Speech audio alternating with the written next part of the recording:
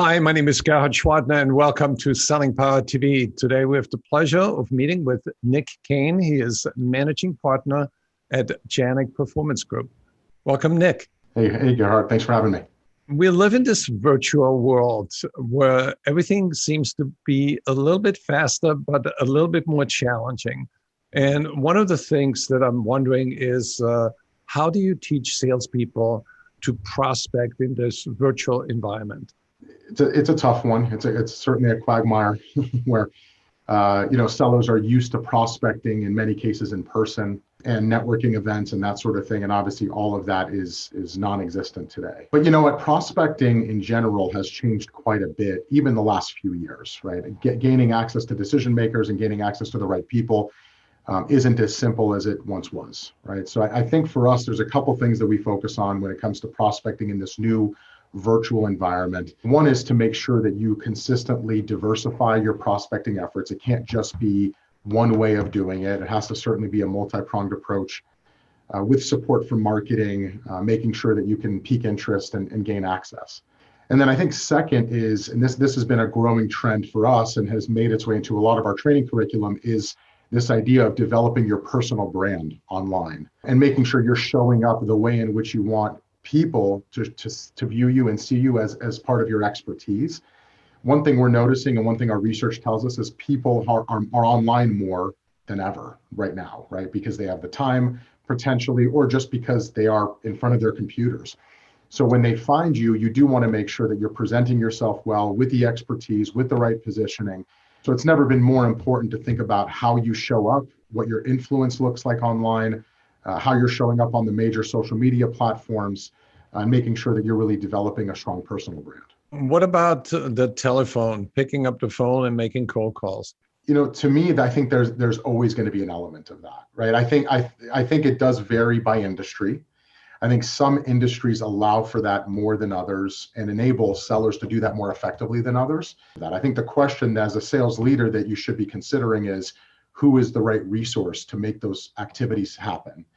Do you want those high value activities taking place with one of your top sellers, right, with an enterprise rep, or do you want a BDR or perhaps somebody that is more specialized in that role to take on those activities? So I think a consideration around who does them and who conducts them is important in terms of value and time. But to me, there's always an opportunity for that. What are you hearing out there from sales leaders when it comes to myths around virtual selling? Most sales leaders that I'm speaking to feel that there's going to be a long-term effect from COVID, from the situation we're dealing with, and there's going to be an element of virtual long-term. Buyers are going to be more comfortable dealing with sellers virtually. Sellers should be more comfortable dealing with buyers more virtually.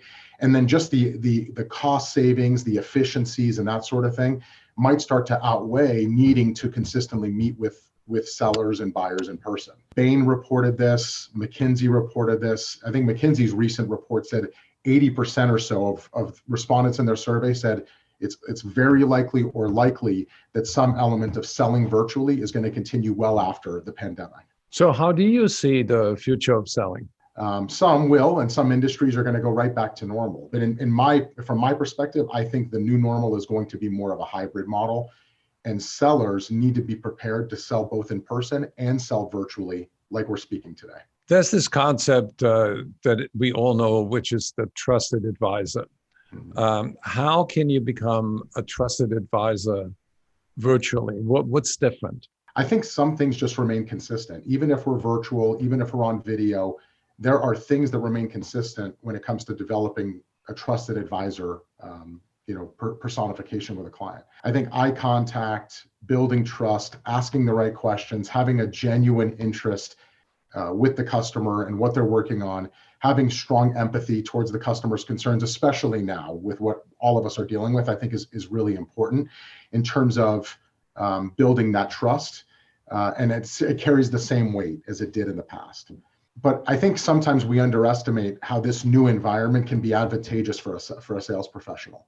You have more control in your environment, right? Arguably, your lighting, the way you appear, the composition, your background, all those things are kind of in your control, right? So I think it's up to a sales professional to do a good job testing this, role playing in video, just making sure that they show up well, and really you can create advantages, in this new environment.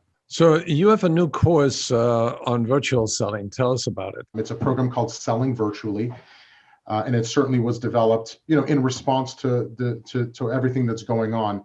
But as an organization, our roots lie in telesales, right, and inside sales environments. So we understand the nuances of communicating over the phone, virtually, if you will. So that kind of helped power the development of that curriculum. But the program focuses on skills and best practices for selling in this new virtual environment. It certainly addresses things like your virtual stage, your background, those best practices, leveraging and using the technology, how to build relationships virtually, how to build swift trust virtually, how to prospect virtually. We launched that program, as I mentioned earlier in the year. Dozens of clients have taken that on this year, and it's been really successful. Clients really love that product. Nick, I wish you continued success. You've been rapidly growing, and you're moving into a higher space around the world through your ingenuity. And I want to congratulate you on your continued success. Thank you so much. And thank you for all you do, Gerhard, as well.